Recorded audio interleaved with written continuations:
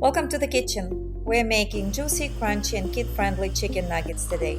In a large bowl, add ground chicken, egg, shredded cheese, and sour cream. Sprinkle salt to taste. Mix it all together until it's well combined and slightly sticky. In a shallow dish, mix pork rinds with Parmesan cheese, a perfect low-carb coating.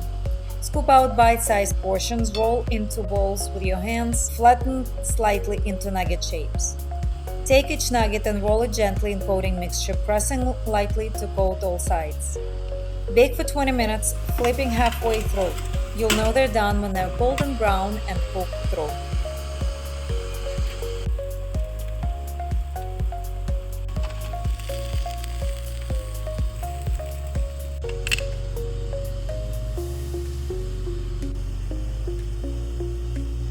To serve, dip in extra sour cream, drizzle with melted garlic butter, or enjoy them as is. Just perfect.